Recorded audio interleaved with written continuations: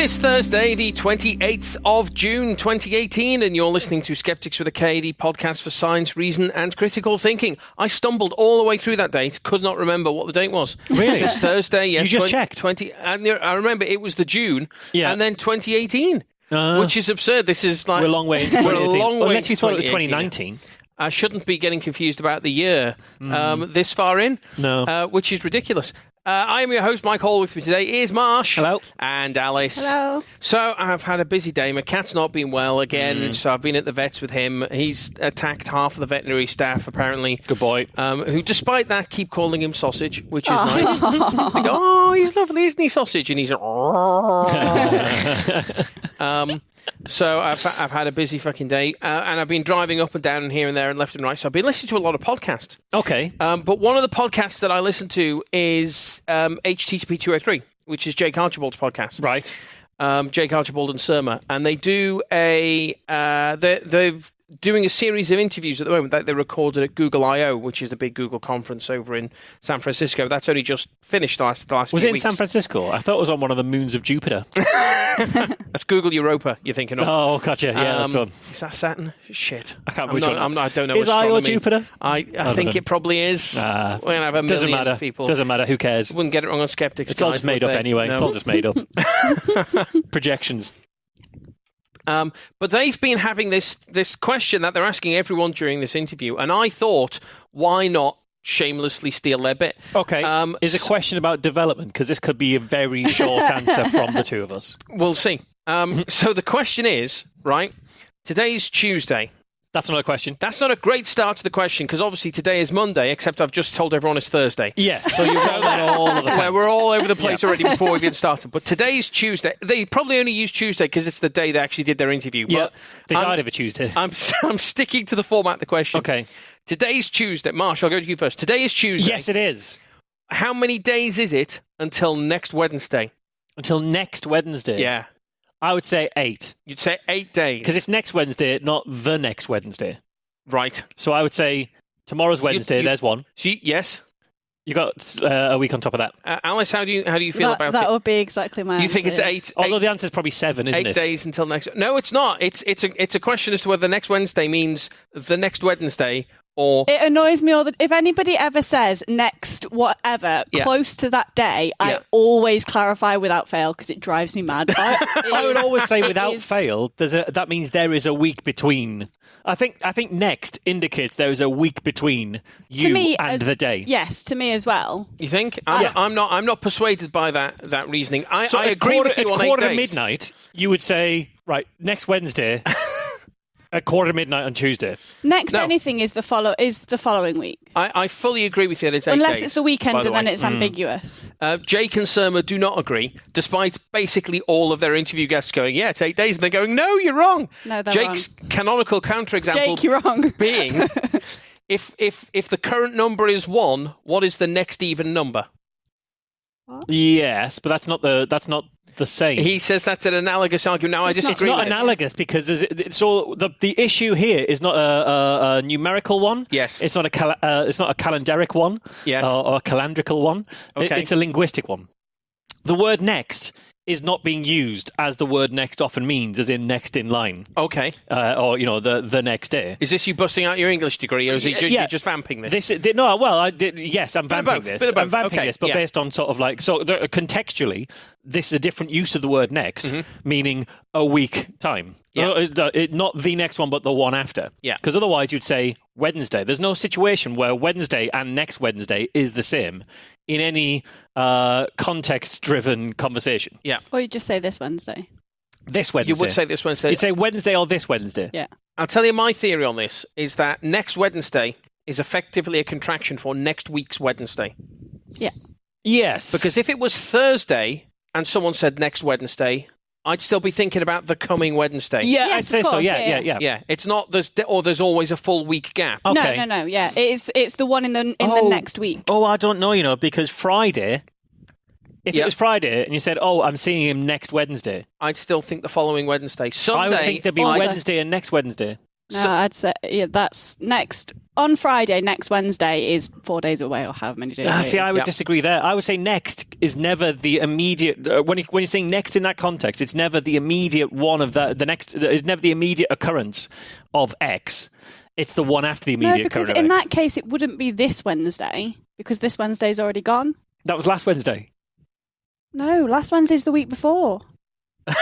So if it's Friday and you say this Wednesday, the previous week is last. This week is this, and the following week is next, regardless of which day.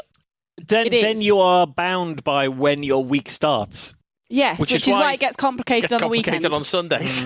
but only on Sunday and Monday, otherwise it holds perfectly. I think it's also heavily driven by the context clues of the conversation around it. So on Friday, if you said, I saw him on Wednesday, no one's going to be thinking, hang on, you saw him on Wednesday, but it's only Friday. Wednesday is 4 days ago. That's 4 days away.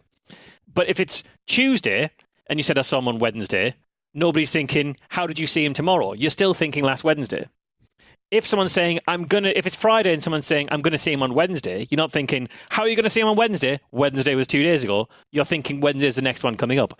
So I think we've got an extra item to introduce here, and that is the tense of the verb that you're using. If you're using future tense... No, but that's all solved by having last, this, next. It's not. It is. So you're saying this Wednesday would relate... If it's Tuesday, this Wednesday is tomorrow. Yeah. If it's Thursday, this Wednesday was yesterday. Yes. So it's not solved by that. No, because it's still this week. It's this week's Wednesday. Last week's Wednesday, this week's Wednesday, next week's Wednesday. I don't think it's used that way. My definition has more consistency. I don't agree with Alice on this, because I think if I was on a Friday, I'd say last Wednesday to mean 2 days ago.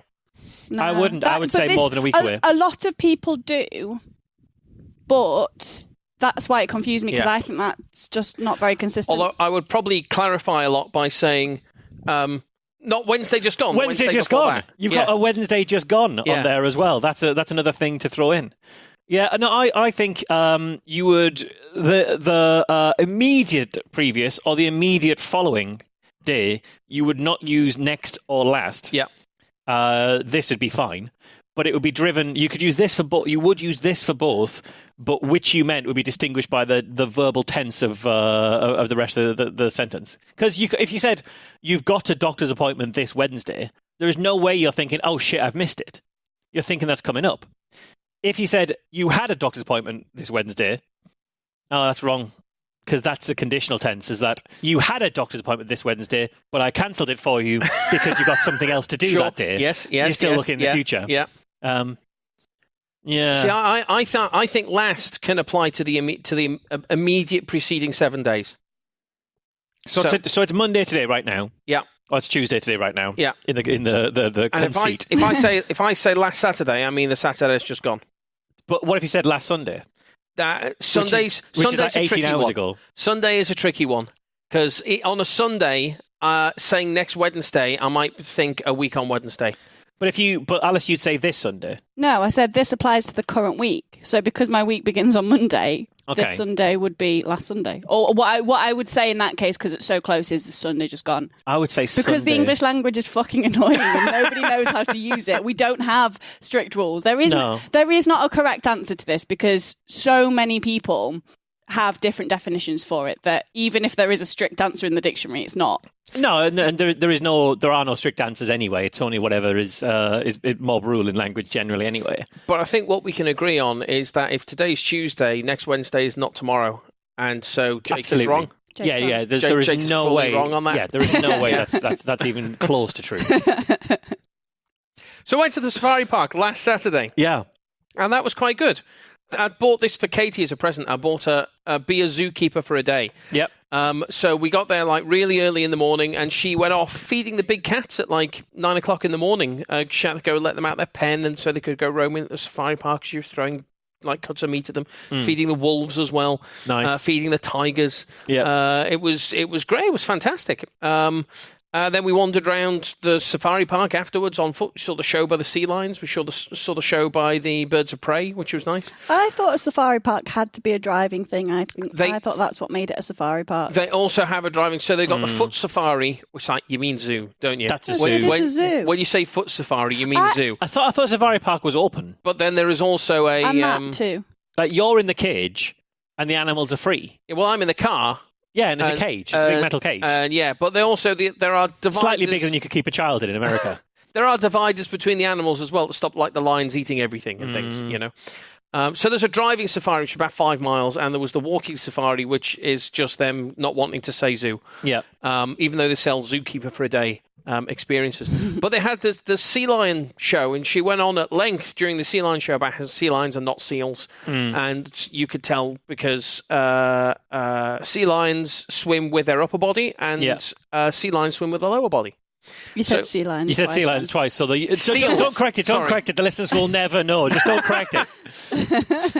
So they have little pathetic flippers and at the front that don't do anything, and they do all the work with. Like, they do those sea lions / seals. And the other one, which has all the strength is in the upper body. But then they had the sea lions up the front doing tricks, and if the audience applauded, they would applaud as well, and balancing the ball on the nose. And I was thinking, is this cruel? Are the sea lions up for this? Are they enjoying this, or is this cruel and weird? And I felt uncomfortable all the way through because I didn't know. I'm not saying it's cruel. I'm not saying by any stretch of the imagination that Knowsley Safari Park are torturing their animals anymore. They already got done for that. They didn't get done for that. Yeah. They weren't torturing them. They were just executing just killing them. Yeah, well, they were using them for target practice, for teaching people how to use the guns, so they could quite often miss and maim. Yeah, it was the Rafe Fiennes from Schindler's List bit, rather than the other bits that was happening in Schindler's List. It was the Rafe Fiennes thing of So I don't know. Is it weird with sea lions? Because I felt uncomfortable because I didn't know. Yeah, I don't know. I think it's weirder with seals. I would imagine they quite enjoy it because they're quite intelligent and it gives them something to work on. Like, is that because you think they look a bit like dogs and dogs like doing tricks? It is they do look a lot like dogs. They look a lot like my last dog, Sasha, the Staffy that we used to have. She like Staffies in the face look a lot like sea lions. Like They're kind of long nose and they are a bit kind of dog mermaids. They are dog mermaids. Sea lions, aren't they? Kind of little dog mermaids. But a lot of intelligent animals like something to work on, and if they're working on learning tricks and performing tricks, then they're getting positive reinforcement. It can be a good thing. They seem to be enjoying it, and she was like throwing bits of fish at them all the way through every time they did a trick right. And they like that, don't they? They like having bits of fish thrown at them. I mean, if I was trying to learn something and someone kept throwing bits of fish at me, you'd probably stop. I wouldn't be enjoying that so much. Was she throwing bits of fish to them or at them? Because that seems like an important distinction. It seemed to be to them. They were catching them as it happened. And they had the ball. There has to be a thing in between, though. When I first taught Lupin the command to catch, right. He didn't quite get it the first few times, so I was just throwing treats at his face. Throwing treats in his face. What are you doing that for? And Lupin is part pug, so pugs have odd eyes anyway. They have slightly bulbous eyes, and he's not very good at blinking to protect them. Right. So he would just food in his eyes. Wide open eyes, slap in the face with some food. But eventually he learned it, and now if you say catch to him, he gets himself ready, kind of does a little jump to get himself ready. Speaking of bulbous eyes and catching and food, rather, I didn't realise there was some species of frogs that have got such bulbous eyes that they close them while they eat because they're so bulbous that closing them pushes them back and it pushes the food down their throat. That's one of the ways that they help swallow is by using their eyes to jam the food down their throats. All designed, isn't it? It's the work. God is a fucking genius. He is. He's a fucking genius with that kind of blink to swallow technique. Bloody weirdos. I don't know if that means that they can't swallow with their eyes open. I don't know if that's ever an issue for them. Yeah, I mean, we can't sneeze with our eyes open. It's the same thing, isn't it? What's a swallow but a backward sneeze?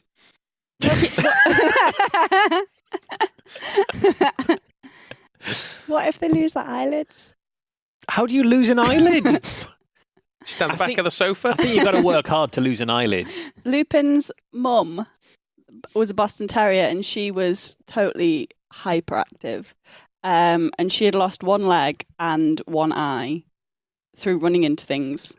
Jesus. She'd run into the corner of a table with her eyes open and lost one of her eyes.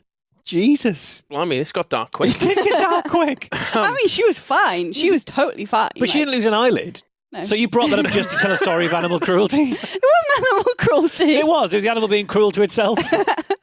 Pugs, you're not supposed to put on collar leads because their eyes can pop out. Whoa! If they pull too hard. I think technically pugs, you're not supposed to. It just happens that people keep. Yeah, pugs, you are not supposed to. As you guys know, I scour the news an awful lot. I tend to do it periodically. What I have is got like an RSS tracker thing that I've just got RSS feeds for every one of the newspapers. Well, what's a better way of bringing all the newspapers into one place? It's just very retro RSS. It's like, welcome to 2003, Marsh. Tell me another way of getting every single newspaper delivered, headlines delivered in a place that I can save and sift through and search through. The modern way to do it is using something like the iOS app or Facebook or Twitter, all of which suck compared to RSS. Yeah. But RSS still has largely fallen out of favour and is outrageously retro. Love a bit of RSS. You can do a bit of search through it. Search for certain keywords. You may as well be sitting there watching the 6 o'clock news. Oh, Moira Stewart. It's that. That's how retro RSS is. Is it not 6 o'clock news anymore? Not many people get their news through watching the news anymore. No, that's true. That is true. Oh, actually, that's not true. A surprising number still do. Broadcast news still has a huge And reach. How old are those people? That's not the question. That is not the question. So yeah, what I'll do is I'll have all of the newspapers' headlines delivered to me on my RSS, and I'll sort of sift through them, looking for woo stories, looking for bad PR stories, looking for generally what's out there. And the good thing about that, the bad thing about that, is it takes ages and drives you fucking mad, and you see all the worst stuff that the Daily Mail is saying. The good thing about it is when you see it all there, and you get to select which bits to keep and which bits to file away and things, you can start to get to put together patterns, and that's really, really useful for figuring out stories that are bad PR, that type of thing. You know what RSS stands for? Really simple syndication. Which is ironic because it's not all that fucking simple at all. I've never understood really what it is or how it works or just... Yeah. It's a I know what the logo looks like. I know everyone knows what the logo looks like. It's a nice XML feed with some news content in. It's very good. It's brilliant. You plug it into an RSS feed and it'll just send you all the stories rather than have to visit the websites. It's how we distribute this show is via an RSS feed. That's how it works. But like ordinary people do not use RSS feeds, just like retro freak shows like Marsh. One of the things that annoys me about RSS feeds, this is a 2003 beef, is it only gives you the headline and sometimes a snippet, but not that much. And if the types of keywords you're looking for are buried in the actual story themselves, when you start to search through, you don't find it, which is a pain in the arse if you're looking for stories of surveys or PR or stuff like that. Anyway, the story I want to talk about today isn't exactly bad PR, but it's definitely in the ballpark of bad PR. And it regards the Daily Express. For example, here's a story from June the 12th. Headline, How to Get Rid of Hay Fever. Drink this 10p a day tea to help relieve symptoms. The story goes, medication on nasal sprays don't always work. So what are some alternative remedies? Health experts say the leaves of a common garden plant could help you fight back against sneezing. According to the University of Maryland Medical Center, actual university, preliminary studies carried out show stinging nettles help reduce sneezing and itching. But if nettle tea isn't for you, you can try adding foods rich in beta-carotene to your diet, which your body then uses to make vitamin A. As Holland and Barrett explains, this can help keep your mucous membranes healthy rather than dry and irritated, as well as boosting your immune system. So you think it's just PR for Holland and Barrett? Is that what we think this is? That's what I think this is. I think there's, or if not necessarily straight PR for Holland and Barrett, I think the author of this piece might have seen a genuine piece coming out of Maryland Medical Center, wanted to publish something on it, and then the person that they've got to talk about these types of issues happens to be someone at Holland and Barrett who injects their own part into it. So we've got Holland and Barrett in that story there. So you say nettle tea? It's nettle tea. Nettle tea. Yeah. That sounds but it says 10p a day tea as well. So that while the story talks about going out into a field and putting on rubber gloves and getting nettles, it's saying drink a 10p a day tea. Well, that's the price of the rubber gloves, isn't it? Or it's the price of the nettle tea at Holland Barrett's. Yeah, I mean, it will be. Yeah. It could well be at Holland Barrett's. Well, it's not the price of the nettle tea. No, that's true. The price is a very expensive box of tea. Yes, that works out as 10p per day if you have one a day and there's 40 in the box or however, yeah. So, this, I think, is probably from a press release of Holland Barrett's or something Holland Barrett's have jumped on. Sure. That was June 12th. June 18th, fibromyalgia. Eating asparagus could help reduce symptoms. A clinical health nutritionist has claimed that adding vegetables like asparagus to your diet can reduce fibromyalgia symptoms. Dr. Josh Axe said sufferers should try melatonin-rich foods as this will help them sleep. Sleep disorders are common with fibromyalgia symptoms. Increase melatonin, that's recommended. It's a hormone naturally made in your body, regulates the sleep pattern. Deficiencies in zinc, magnesium and folate have been linked to lower melatonin levels, so you have to supplement things and use asparagus to supplement that. What they've not said there is that melatonin is a treatment for... Melatonin is a treatment for sleep, certain types of sleep disorders. We've talked about it on the show before. But it's very important what time of day you take it. Well, just eat asparagus, Alice. Anytime. Eat asparagus. It's got zinc, it's got magnesium, folate. Because melatonin in the body spikes at a certain time, and I forget which way it is. It either spikes to wake you up or it spikes to send you to sleep. One or the other. So you want to eat it at that time, either first thing in the morning or last thing at night. Yeah, see, that's... No one wants asparagus for breakfast. Actually, you would have asparagus for breakfast. That'd be all right, actually, yeah, and some sort of, like an egg, with eggs salmon. And hollandaise. Yeah, it'd be good, it'd be good. Nice baked potato is what you want for breakfast. Or a nice baked potato for breakfast. You got June 19th, vitamin B12 deficiency, 6 foods to include in your diet to avoid symptoms developing. It says the best way to avoid a deficiency and make sure you're getting enough B12 is through eating a balanced diet. Holland & Barrett recommends 6 good sources of B12. These are beef, pork, egg, milk, cheese and fish. Marmite. But if you read the rest of the story, of course, Holland & Barrett says if you can't manage to get those things in your diet, you can supplement. And it's just another advert for their supplementing. Then you've got, going back a little bit, so what tends to happen is I'll look at the stories for about a fortnight while I'm on it, and then I'll get distracted by other stuff, and I'll come back a little while later and look on it for a fortnight. So I'm just looking at sort of packages of stories. If you did that consistently enough, you could use that as a random sampling technique and just count something. Yeah, if I did that consistently enough, but I'd also have to not do 2 jobs. I'd have to take. Even if you just whenever you did it, just count a certain keyword within that 2-week window and just write it down somewhere and come back to it later. Because it would be just a random 2-week. Yeah, but period it's way easier to do that with Google News and just stick a date filter in, and you can just do that. Okay, fair enough. Dead easy that way. I would typically do that. So March 22nd, digestive pain. These 5p supplements, this is all from the Express, could prevent constipation and stomach bloating. Adding the probiotic supplement Lactobacillus acidophilus to your diet could prevent bloating. It's been claimed by nutritionist Josh Axe. It's shown to help with 61% reduction in E. coli, low cholesterol levels, and creation of vitamin K. That's 5p is in 5 pence. 5 pence supplements. Right, okay. Well, I thought you were going to say 5 different supplements beginning with P. Oh, sorry, no, 5p. I thought you were going to say 5 different supplements derived from the pea plant. Right. These 5p supplements. I've got a long story here, and I'm going to be way more specific. Right there. So that was March 22nd, but June 16th, the headline, stomach bloating, add ginger to your diet to help reduce pain and swelling, says the health website wellandgood.com. They say that ginger is basically the supplement equivalent of the Headspace app. It helps put your intestines into relaxation mode, allowing food to pass more quickly and speed up digestion. I assume Headspace is some kind of mindfulness app or something. It is it's a very good mindfulness app. I like it a lot because they don't talk too much about the woo that a lot of mindfulness people do. They're quite evidence-based about it. But ginger is an app for your intestines. Apparently so, according to health website wellandgood.com on the June 16th about stomach bloating. June 17th, the headline, stomach bloating.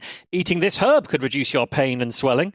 The herb is not ginger, it's parsley now. Apparently eating parsley could reduce your stomach bloat, according to dietitian Angela Lemond. I really hate parsley. Parsley's all right. I have a really ridiculous hatred of parsley because it cons me into thinking it's coriander every time. And I love coriander and I hate parsley. Well, if you hate parsley and you have stomach bloating, you could go back a day in the news and have ginger instead of parsley and have the same effect. Or you could go forward 3 days to June the 20th, where we had the headline in the Express, stomach bloating. 4 supplements to help stop an uncomfortable belly and excess wind. And those 4 supplements are friendly bacteria, fennel, peppermint, and activated charcoal, according to Holland & Barrett's. Moving on, March 23rd, the headline, high blood pressure. Add this 18 pence fruit to your diet to lower your hypertension risk. Apparently, you could lower your hypertension risk by adding tomatoes to your diet. It has been claimed. Eating tomatoes raw is the best way to prevent high blood pressure, said nutritionist Josh Axe on March 23rd. Same guy again. Also on March 23rd in the Express, high blood pressure symptoms. Prevent hypertension by adding this tea to your diet. Drinking 3 cups of hibiscus tea every day could lower your blood pressure, a study has claimed. Nutritionist Josh Axe added, there are a few foods that lower blood pressure to take notice of. Hibiscus tea makes that list with glowing reviews. Is the cost of that tea some small number of pence? Because that seems to be a recurring theme that's going on here as well. Well, you'd say that, but on April 9th, the headline in the Express, high blood pressure. This £3 superfood could slash your blood pressure and hypertension risk. You can prevent high blood pressure by adding more flaxseed to your diet, nutritionists have claimed. Flax seeds could help lower blood pressure because they're rich in omega-3 fatty acids, said medical nutritionist Dr. Sarah Brewer. Dr. Sarah Brewer, rather. That was April 9th. On April 10th, we have the headline in the Express, high blood pressure. This 64 pence tropical drink could slash your hypertension risk. You could lower your risk of hypertension by drinking more coconut water, a nutritionist has revealed. Coconut water is rich in fatty acids, which helps the body absorb nutrients, said nutritionist Dr. Sarah Brewer. That was April 10th. On April 14th, the Express had the headline, high blood pressure. Eat this 8 pence fruit for breakfast to lower your hypertension risk. You could lower your risk of high blood pressure by eating more bananas, a nutritionist has claimed. Wow. Bananas may help to regulate blood pressure, said nutritionist Josh Axe. So big banana undercutting big coconut, undercutting big flaxseed. Yeah, what you want is a lilt. So that was April 14th. Moving on a bit to the next time I started looking at these headlines. So June 12th, we have the headline in the Express. High blood pressure. Add this type of mushroom to your diet to slash your blood pressure reading. Eating shiitake mushrooms could help lower your blood pressure, according to Dr. Sarah Brewer, writing on mylowerbloodpressure.com. That was June 12th. On June 14th in the Express, we had the headline, high blood pressure symptoms. Drinking this 25 pence a day tea could help lower your readings. One thing recommended by health experts is to drink hibiscus tea. Hibiscus tea has a high antioxidant and anti-inflammatory effects on blood vessel walls, explains Dr. Sarah Brewer on her website, mylowerbloodpressure.com. But they literally had that exact same story, but with Josh Axe. A week before. I think it was it was March 23rd, so it was a couple of months before, okay. But yes. But same identical story, high blood pressure and hibiscus tea. Yeah. That was on June 14th, that one from Dr. Sarah Brewer. I don't know why you would, because you can eat the bananas for 8 pence instead of the hibiscus tea for 25 pence. Well, you could do that, or, that one was June 14th, but also in the Express on June 14th, heart attack warning, not high blood pressure this time, but it's because of high blood pressure. The £1 snack is a great food to prevent heart disease symptoms. Almonds are a great snack to eat if you're worried about your heart attack risk, according to nutritionist Josh Axe. Okay, good. That was June 14th. In the Express on June 14th was also high blood pressure. 4 supplements to lower your hypertension risk. You could lower your risk of high blood pressure by adding these cheap supplements to your diet. Number 1, garlic, one of the best natural remedies around, said nutritionist Dr. Sarah Brewer. Spirulina could work as a natural remedy, said Brewer. Fish oil is important for high blood pressure, said Brewer. And cannabis oil could lower your blood pressure, said Sarah Brewer. We'll come back to cannabis oil. Excellent. So those 3 were June 14th. Okay. The Express then went a full 24 hours before publishing another one on June 15th. Okay. High blood pressure symptoms. Eating this vegetable regularly can help lower your reading. One thing recommended by health experts to add to your diet is peas, apparently. That's the one thing. The one thing is peas. 5 peas or just 1 pea at a time? Who knows how many peas, but peas are packed with potassium, and according to Blood Pressure UK, this is a key mineral that the body relies on to function properly. That was June 15th. June 18th, we had the headline, high blood pressure. This fruity herbal tea could slash your hypertension risk. We're all about slashing. It's always slashing your hypertension risk. I mean, at the moment, I'm struggling with my massively low blood pressure from all the peas, hibiscus tea, bananas, and coconuts I've been eating. Well, this fruity herbal tea could slash your hypertension risk. Lemon balm tea, apparently. So you can alternate between hibiscus tea and lemon balm tea. This on June 18th. How many teas would you have to drink in a day if you drank all the ones they recommended? I think you'd be eating a lot of stuff to have all of this. One mixed fruit tea. I mean, there's a slight spoiler here. I'm not done on the high blood pressure stories just yet. So this is June the 18th. The lemon balm tea could reduce your hypertension risk, a nutritionist has revealed. It can even reduce stress, anxiety, headaches, and promote sleep, said Dr. Sarah Brewer. So that's 4 days after she said drink hibiscus tea. She's now saying drink lemon balm tea. June 19th, one day later, high blood pressure. The £1 powerful breakfast juice could slash your hypertension risk. Patients could lower the risk of the condition by drinking beetroot juice. It's been revealed nitric oxide in beetroot juice has a relaxing effect on blood vessel walls, according to nutritionist Dr. Sarah Brewer. She said beetroot juice or beet juice is one of the most powerful natural remedies for high blood pressure, said Dr. Sarah Brewer on her website mylowerbloodpressure.com. In fact, beet juice is more effective at lowering high blood pressure than many prescribed medical treatments. That's not a good thing to say in the media. No, not ideal, not ideal. Is it better than bananas hibiscus tea? Carry on. Lemon balm tea, coconut water, etc. Well, I'll tell you what it might not be better than, because that last one was June 19th. This is June 22nd. High blood pressure. The 15p fruit in your breakfast could slash hypertension risk. You could lower your risk of hypertension by eating certain fruits, nutritionists have revealed. Bananas are a great fruit for lowering blood pressure, according to Josh Axe. Oh, back to the bananas again. Taking Fantastic. it in turns. I can't remember when we last mentioned bananas for their blood pressure. I think it was Sarah Brewer. I think it was Sarah Brewer. But it was 8p back then. It was an 8p breakfast fruit. It's now gone up to 15p Brexit, between April 14th and June 22nd. Maybe, and actually, I'll tell it was Josh Axe who the last one as well. So Josh Axe, April 14th, 8p bananas, hypertension.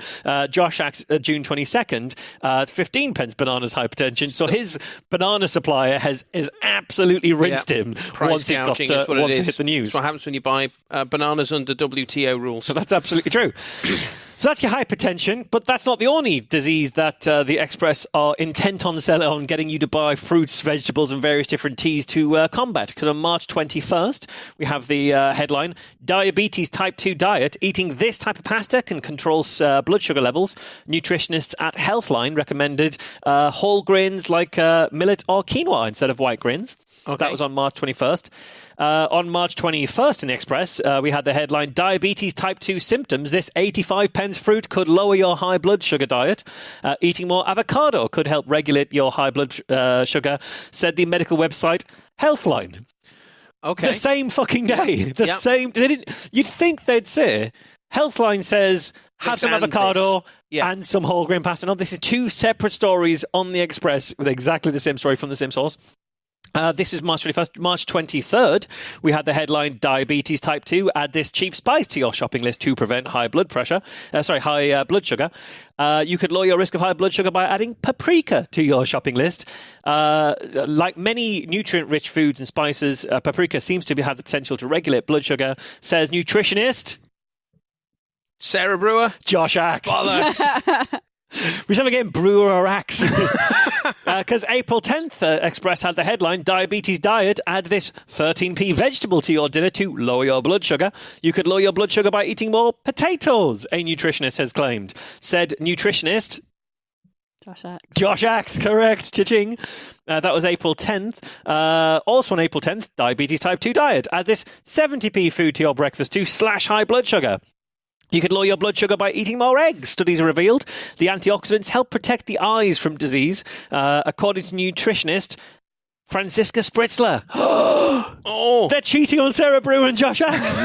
Unbelievable. Newcomer. Outrageous. Then we have April 13th, Diabetes Type 2 at this 95p. Summer fruit could slash your high blood sugar. It says you could lower your blood sugar by eating more of the spice fenugreek. Never heard of that. Heard of fenugreek. I have never heard of that. It doesn't name the nutritionist behind that one. It's a bit like an artichoke. Is it? Yeah. It says spice. The spice is an aromatic Mediterranean plant that has long brown seeds. So I think you're selling us up the river. Yeah, I might be telling you the wrong thing. But fenugreek is a I'm surprised you haven't heard of fenugreek. Never heard of But fenugreek. you get it in Indian food quite a lot as well. So maybe that's why I know about it, because I like Indian food. Well, that was fenugreek on April 13th from an unnamed nutritionist. It may or may not be Josh Axe. It may or may not be Sarah Brewer. Hard to tell. Schrodinger's nutritionist at this point. It is. In a sense, it's going to be one of those two. It's a binary choice, basically. But on April 13th, we also have the headline, Diabetes, this 85p spice could reverse type 2 diabetes. It says here, cinnamon has been found to help treat diabetes. The spice contains antioxidants that can help to improve blood glucose levels and increase insulin sensitivity, explained Dr. Sarah Brewer. Hey, she's back. That's good. So moving into June, a few more of these left. Diabetes type 2 symptoms. Add this aromatic spice to your diet to control blood sugar.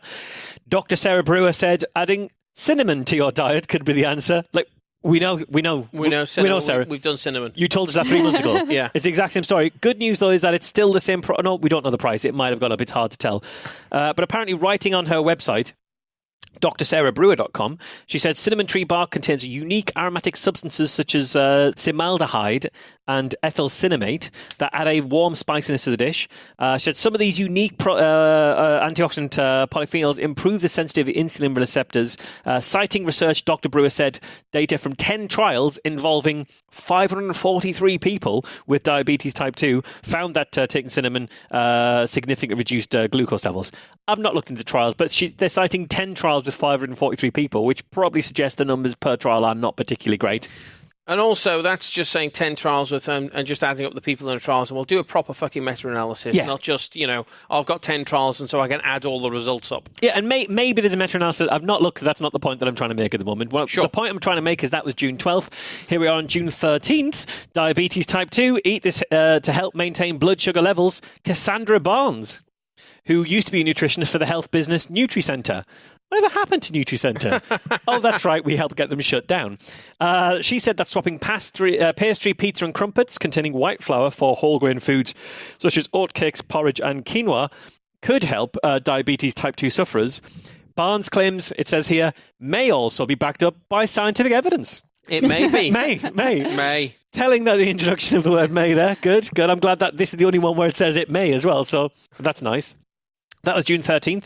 June 15th in the Express, diabetes, slurping this drink could lower your blood sugar levels. Healthline, a medical website. It says a medicinal website. That's not the same as a medical website. I'm not sure what the distinction is. But it said you can drink tea from the yerba mate plant to help lower blood sugar levels. Apparently it may improve insulin signaling and blood sugar control. However, more research is needed in humans. Good. Glad that's making national news in that case on June 15th. But on June 17th, we had diabetes. Add these berries to your diet to avoid blood sugar spikes. You may be able to control your blood sugar levels by adding certain foods to your diet. Healthline, a medical website this time. 2 days later, they've got that medical title back. Recommends blueberries and blackberries. Fruit has quite a lot of sugar in it. Yeah. If you want to bring your blood sugar down, you probably don't want to eat sugar. It says to avoid blood sugar spikes. But I suppose if you're eating them constantly, it's not going to spike. It's going to be too high the entire time. And finally, on June 19th, diabetes type 2. Eat this food languishing in your cupboard to slash blood sugar levels. Diabetes type 2 sufferers could reduce their blood sugar levels by eating this food. This is in the actual body of the article. Yeah. They've got so used to doing clickbait titles that they've continued it into the actual article itself.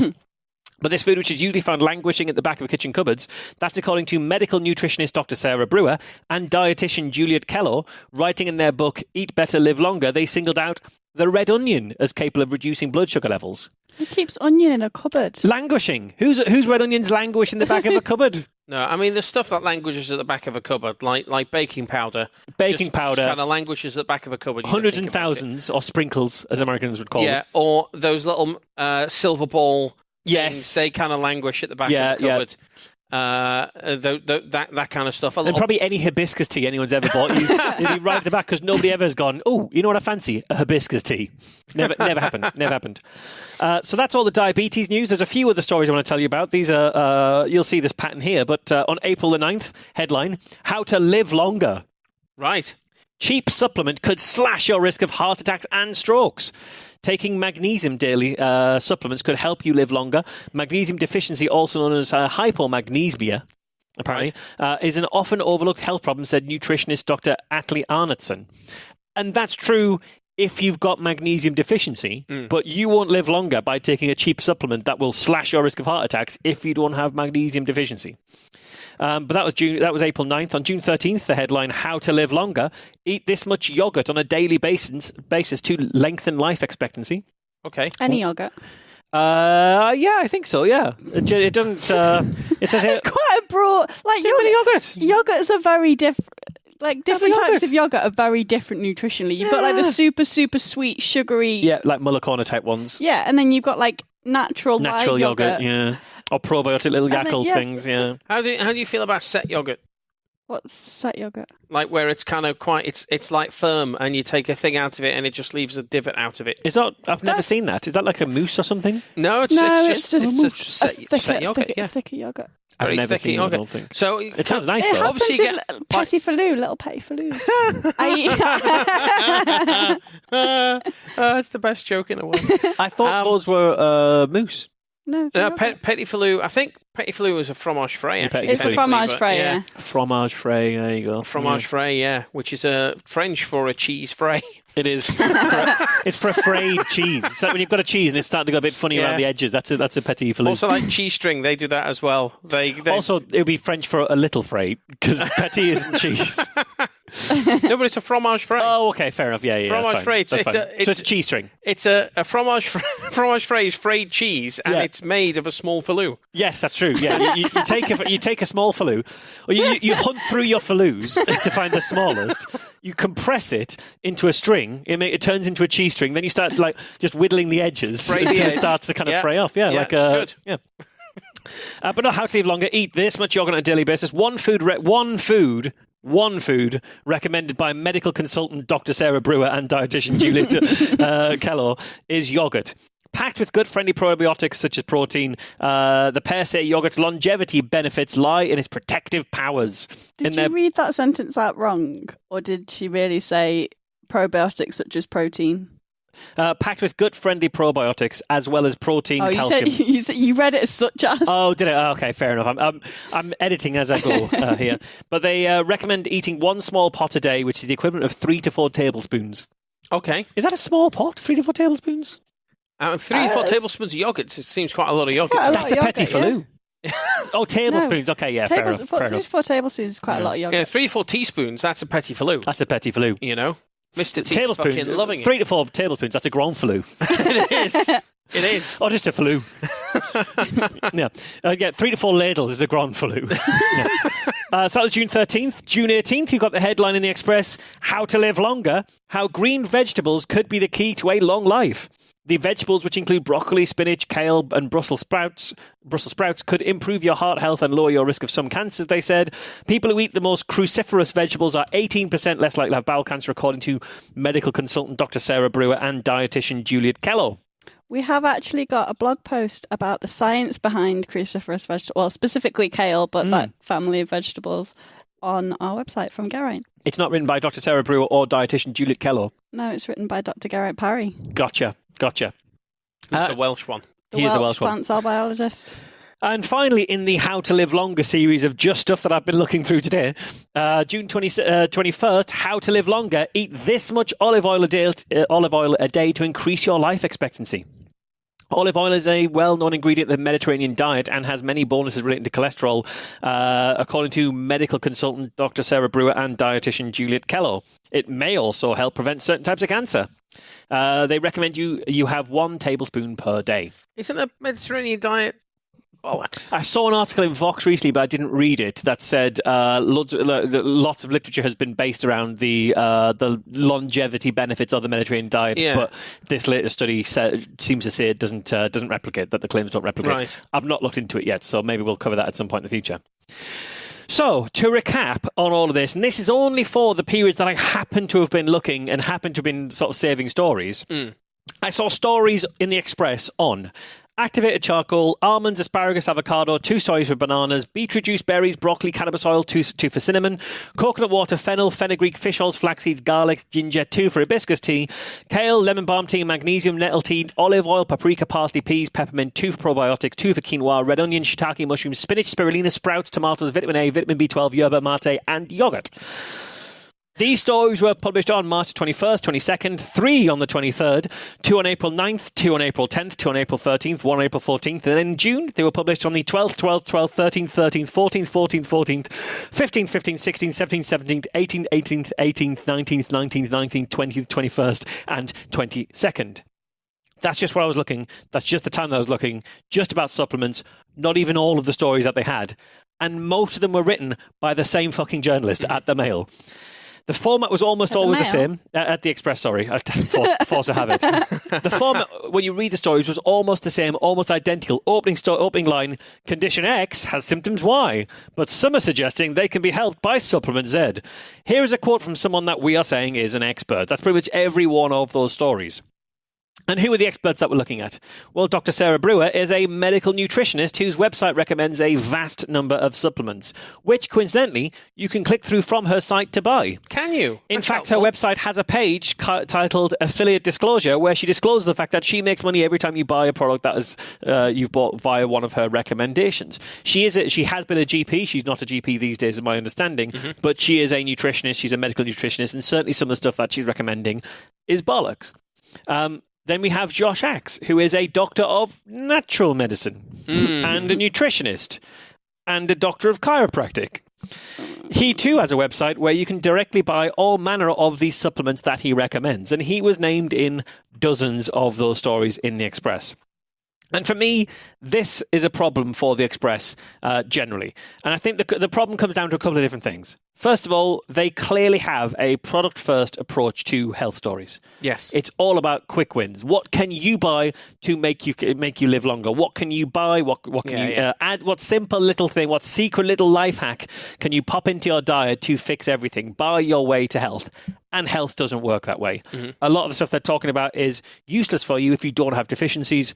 Other stuff they're talking about, you need to talk to a doctor about, and don't do any of this stuff if your doctors think that's a bad idea, and only do it if your doctor thinks it's going to be useful. So these stories are not helpful. They sell a very misleading view of how you should manage your health and how we should be talking about health. The Express also clearly have a complete inability to distinguish between real expertise and quack advice.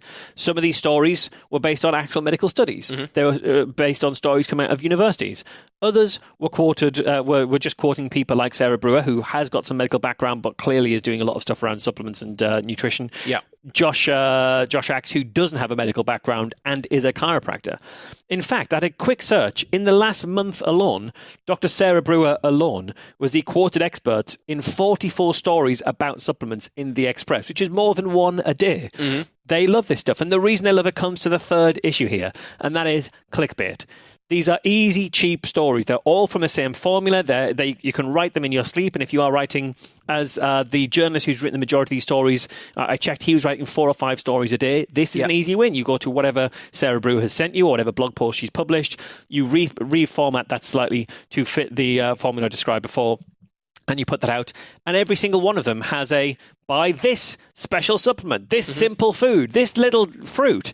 It never names it in the title. It's all clickbait. This is just a way of getting people's eyes to the page. It's not a way of actually trying to make people think about their health or have a responsible look on health.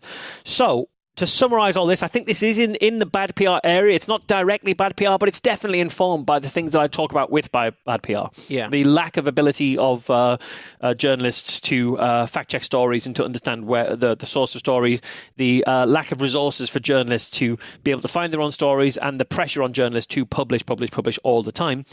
And if the Daily Express really cared about the health of their readers, they'd spend more time producing better quality health stories and less time publishing ads for whatever pills and products any health food shops and nutritionists want to flog that day. Whenever I give my talk about cancer, there's one topic that always comes up in the Q&A session. Is the topic, what was the ending there, Alice? Need to write an ending. It relates to a claim that is seen so commonly and covered in such detail that even the most ardent skeptic thinks there might be something in it. So time and time again, the question comes up in relation to cancer. It's both a difficult and an important question to answer, which is why I really enjoy answering it, because I like questions with complicated answers. Yeah. Is the question, when is Mike writing a placebo book? It's an important thing that every skeptic might even believe in, and it's why it always comes up, and it's a complicated question. It's a complicated question with a complicated answer. It's not that complicated an answer. I do get asked when you're writing a placebo book, probably close to 50% of the talks I give. Really? Yeah. Oh, God. Yeah. You think people will get the fucking hint? Well, yes, we think people would get the hint. You'd think a person would get the hint. This last few weeks, this particular topic has been in the media a lot, this time in relation to epilepsy. So I've decided it's about time we talk about cannabis on the show. So cannabis has been all over the UK media due to the case of a 12-year-old boy who's been taking cannabis oil in order to treat his epilepsy. According to BBC coverage of the child's case, he had been suffering from as many as 100 seizures a day before being prescribed the cannabis oil containing THCA by a doctor in Northern Ireland. The article went on to say that his mother said he had been free of seizures for about 300 days due to the treatment. The case of this young boy made headlines when the medication his mother attempted to bring into the UK was confiscated at Heathrow Airport, and the child was subsequently taken into hospital. I'm not going to dwell too much on the intricacies of this particular case. Save to say, the Home Office has granted an emergency 20-day licence allowing treatment of the child, and they have announced the formation of a panel of experts who will be able to decide on a case-by-case basis where treatments like this should be permissible. The young boy has since been discharged from hospital and seems to be doing well. Sure. But the question I always get asked is about the science behind whether it works. So let's talk about that. Cannabis refers to a group of plants which produce compounds called cannabinoids. There are lots of complicated words in this piece. Cannabinoids come in 3 types: endocannabinoids, which are naturally produced in the bodies of animals, including humans; phytocannabinoids produced by plants. And synthetic cannabinoids, which include the incredibly dangerous and increasingly prevalent recreation drugs spice and black mamba. And those are produced by people. They are produced by people. Yeah. So are the endocannabinoids. That's true. By a very different mechanism. Yes. Yeah.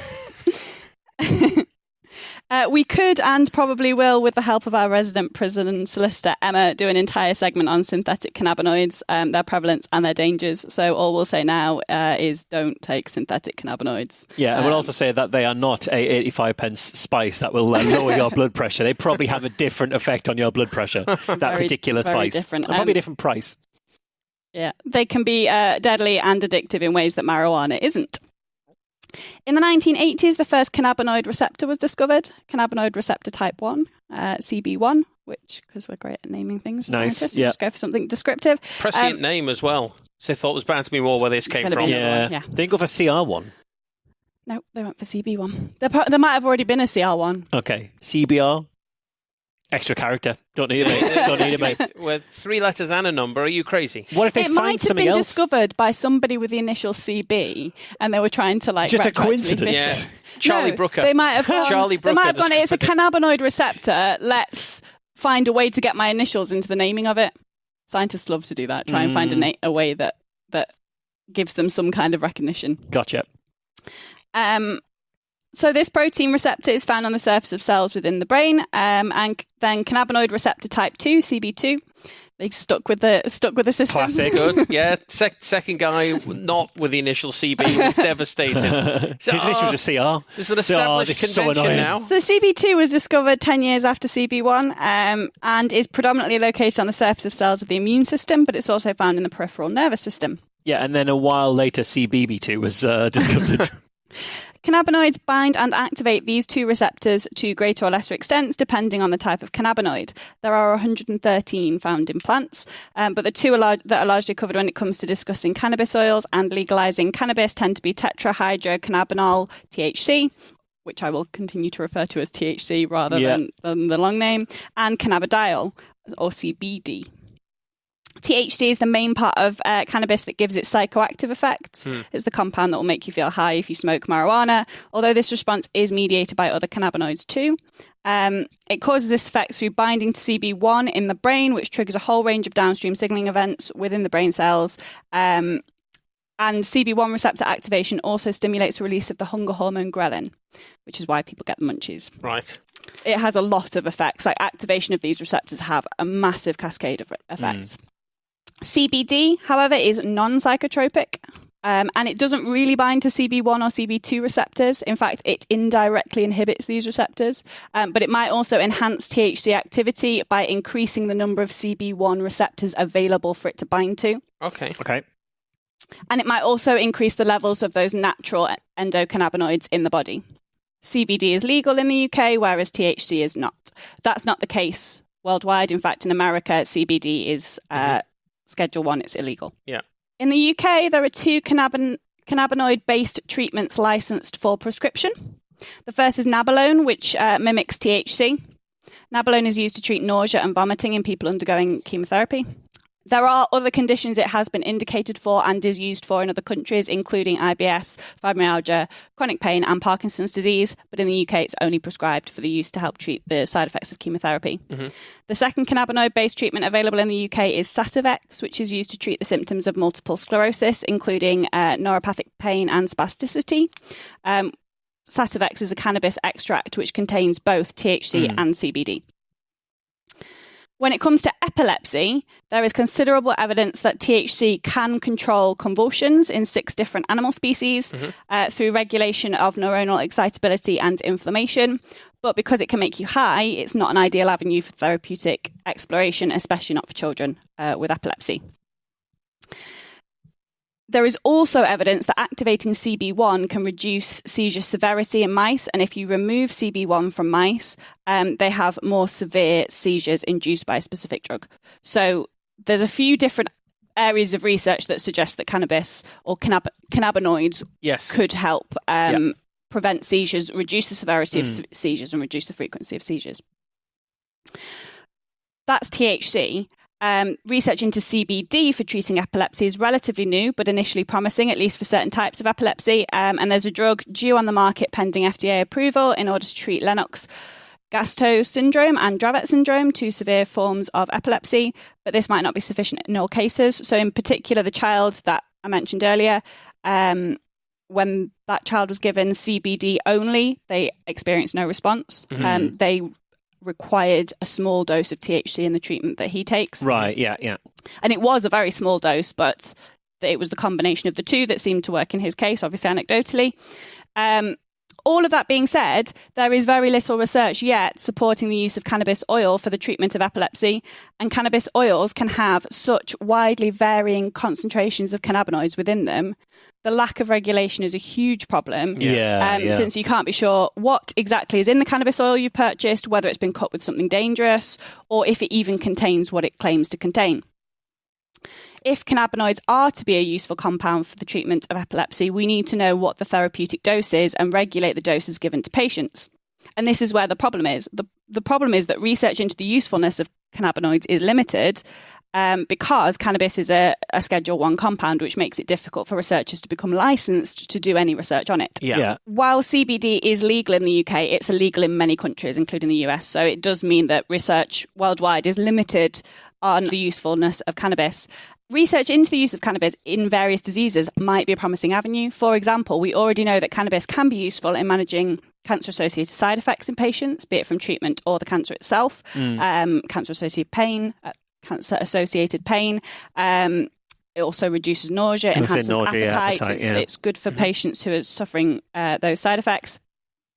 But there is actually early research that it might also kill cancer cells and stop them from growing. In these cases, researchers have looked at highly purified THC and CBD, and some trials have shown that combining chemotherapy with cannabis might have some promise. But again, we have insufficient evidence to support its use as a cancer treatment, either due to small study sizes or the research predominantly taking place in cells in the lab, which is not a good representation of what would happen in humans.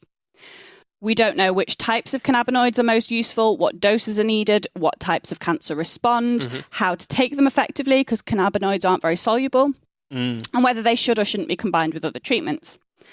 Schedule 1 drugs are so categorized because they are not deemed to have medical usefulness, which is why morphine is a Schedule 2 drug, despite it being more dangerous than cannabis, because we know that it has some medical usefulness. Yeah. But until we can easily do more research into the effects of cannabis, then we can't prove its medical usefulness. And you can't prove how best to take it, because there are people taking it right now to treat cancer. There are many people self-medicating. Do you know how they're self-medicating? Like, how do they administer? A lot typically? of people take oils. And what do they do with the oils? It depends on the oil. A lot of people inhale it. Yeah. Is inhaling it likely to do anything?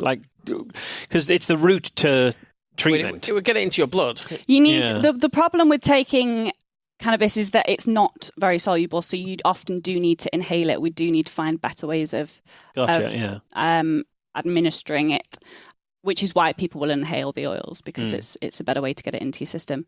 In interestingly, if we were able to research it more, there are ways that you can improve the solubility of drugs, including by packaging them in nanoparticles and things like that, which we could investigate if it was easier to research. But there are only a handful of hospitals that actually have a research license for cannabis. And you've got to figure out that it does something first and what it does and how. You need to know that it's useful before you start figuring out how to get it into patients. Yeah.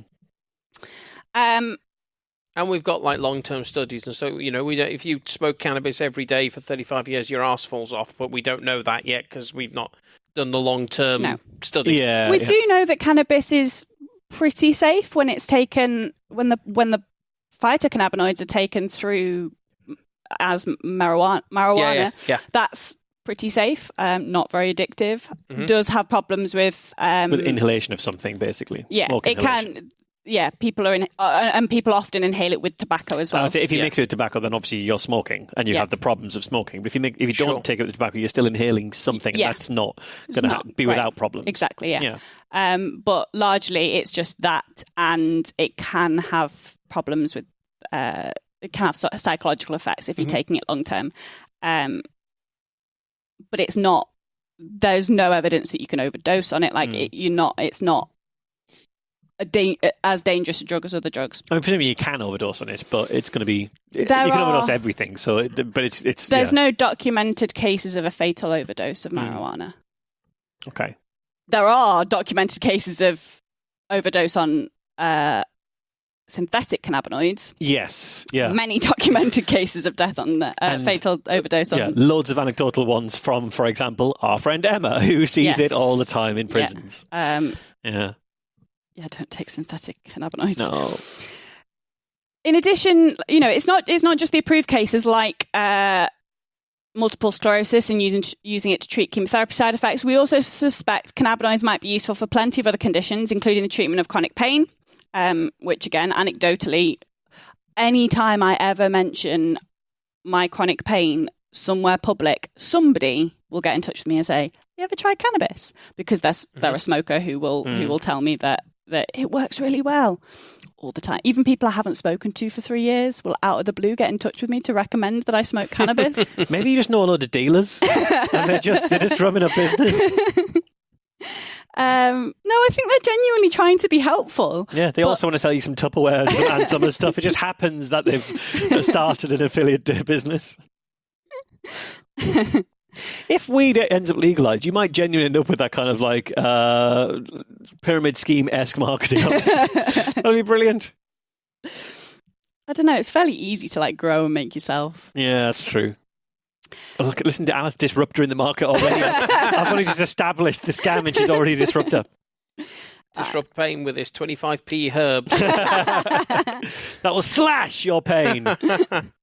It also might be useful for treating Alzheimer's and Parkinson's disease. And interestingly, although THC is known to increase feelings of anxiety and paranoia, there is some evidence that CBD might help manage anxiety and treat mental health conditions such as PTSD. Okay.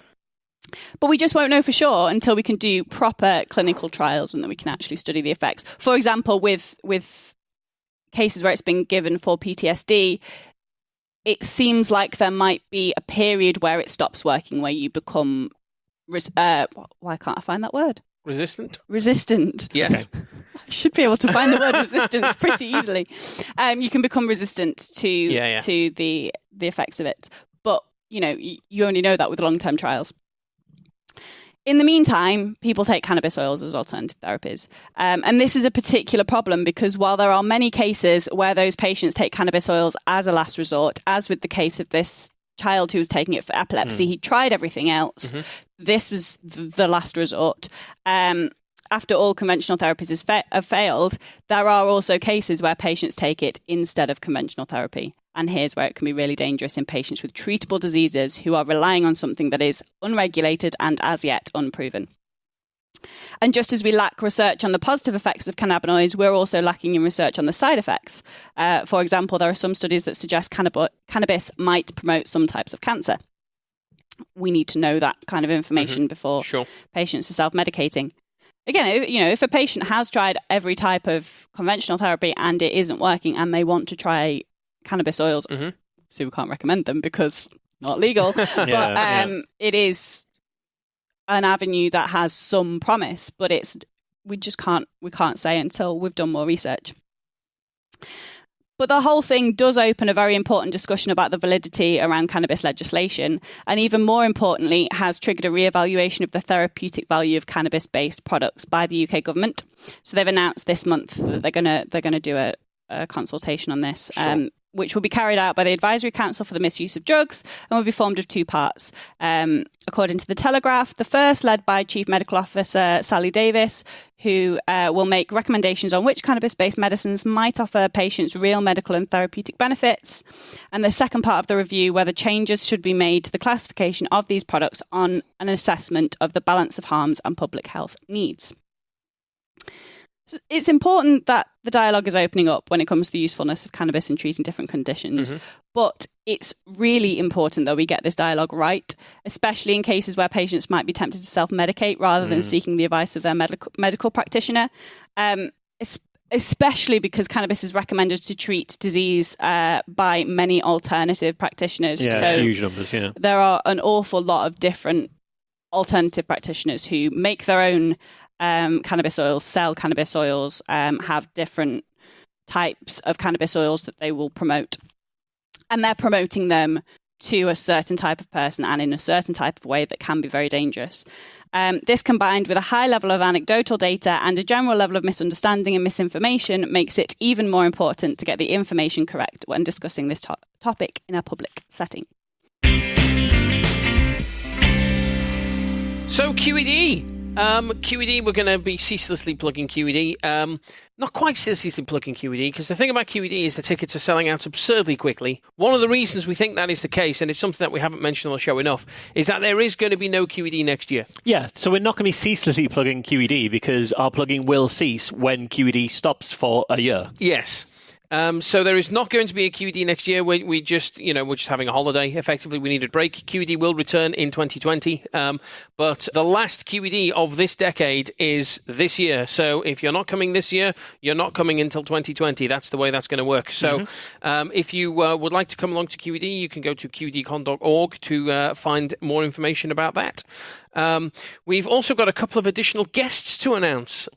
So we have coming over from the Italian Skeptics, we've got Massimo Polidoro. We have, who has spoken for us before, president of CHICAP. He did. I think he did the hugely second prolific second QED, I think he did for us. I think you might be right there, yeah. He was a thoroughly nice bloke and laughed heartily at Marsh eating pizza with a knife and fork. Yes, yeah. Well, he didn't laugh heartily, he laughed politely and discreetly. Which is hearty for... for Massimo, yeah. But his talk was fantastic. He's done a huge amount of work. He was an apprentice to James Randi at one point when he was younger. He's written a stupid number of books, like 20 or more books. He's hugely prolific, so he'll be fantastic. So we're really looking forward to having him back at QED. We also have Hannah Fry coming along. We do. Mathematician, presenter of The Curious Cases of Fry and... Laurie? No. Why would it be Fry and Laurie? Rutherford and Fry. Yes. It is, with Adam Rutherford. Hannah is fantastic. Her book's coming out around the same time as well. Yes, it is, Almost certainly you'll be able to get your hands on that at QED as well. Excellent mathematician and science communicator. We'll also be having... we've mentioned that the SGU and George Trabb are going to be there. We haven't mentioned that we'll have main stage talks from Steve Novella and Cara Santamaria and George Trabb will be giving us a main stage talk. So you'll see those three in addition to the SGU's live recording. Yeah, we will be doing a live episode of Skeptics Guide to the Universe on the main stage. I say we're not going to be in it. No, we're not going to be in it. No, they will be doing a live recording. We're going to be standing in the audience holding our earpieces like the fucking Secret Service. Before running to the next room to see whatever else we need to do. Yeah. But we won't be doing a live Skeptics UK because Alice has fucked off to Australia. Yeah. And she refuses to get up at 2 or 3 in the morning to Skype in. That's not true. We had a conversation. You were the one that nixed it. Yeah, it's a terrible idea. There is no way you're Skyping in at 3 in the morning. It'd be awful. Appalling idea. You've got much better things to be doing. Much better things to be doing. So that's tickets for QED are £113, £75 if you're a student or if you're under 18. You can get your tickets at qedcon.org and you should do that soon. Also, Alice, you're going to be speaking in Germany, is that right? Yeah, I'm speaking at Cologne Skeptics in the Pub, which is exciting. Are you presenting in German? No. No? No, in English. Will you say anything in German? Guten Morgen. Hello. Good. It's probably going to be like Guten Tag in it. It's not going to be... Guten Abend, probably. Guten Abend could go for a full-on Guten Abend. Yeah, okay. That's about the... I did German at school. I've got GCSE I did German at school, and I can only remember how to count to 10, maybe? I might be able to go up to like 12. Yeah, and get to 12. 12. 12's Wolf. And Zwolf. Yeah, 12's Wolf. No, I think I might be able to get to 30. You just need to remember the 1 to 10 and the teens, and then it's fine. And then it follows a pattern from that point on. And I can do 20 to 29, and then I think I forget what 30 is. 30. Well, I think this would be a very boring talk if you were to do that. Just count to Alice 30 slowly and tentatively counts to 30 in German, live on stage. I can also only count to 30 in French. All right, okay.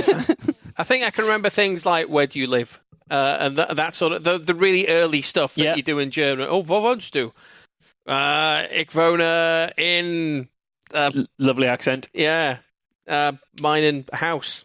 It is house, isn't it? House, it is a house is house. Yeah, there we go. German listeners fucking cringing.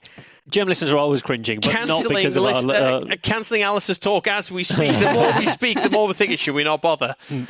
This is deeply offensive. All of this material is deeply offensive. Yeah, I can't speak any German. So, be presenting in English I'll language? be presenting in English. Kind of Deutsch. I will try to remember to... I mean, I know a lot of German-speaking people speak very good English, but I will try and speak a little bit more slowly because I don't quite speak as quickly as you do, but I do speak quite fast. So and it's good that they speak very good English because we speak fuck all German. Yeah, absolutely. So that'd be good. That's on the 17th of July. Well, a few days before you're speaking in Germany, I'm going to be speaking in New York at Nexus. I'm speaking on the Friday of Nexus, the Science-Based Medicine Day. Are you presenting in American? I'll be presenting in American. Every time I say the word colour, it won't have a U in it. I'll so you'll notice that. Very good. I'll be saying lots of Zs, fewer S's. Yeah, all the way around. I forget spelling through THRU. I will do that. Yes, absolutely. That'd be good. Yeah. Just wait till I say donut.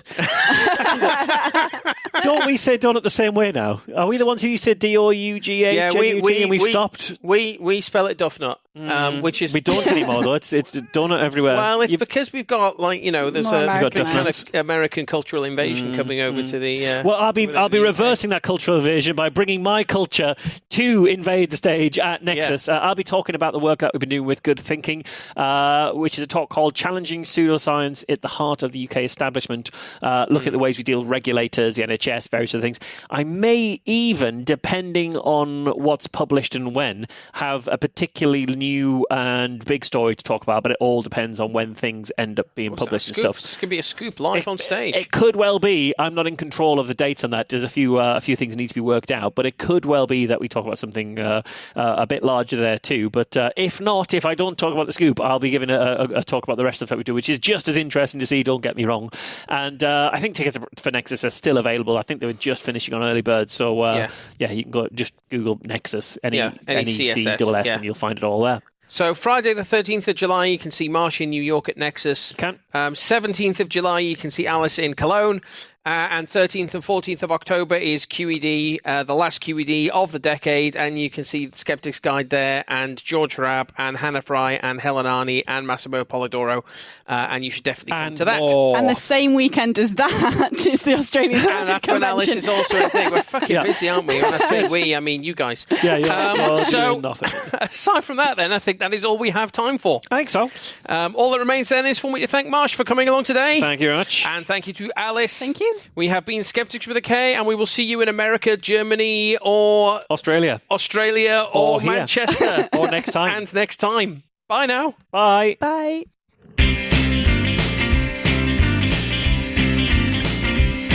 Skeptics with a K is a production of the Merseyside Skeptics Society. For more information, visit our website www.merseysideskeptics.org.uk or email podcast@merseysideskeptics.org.uk.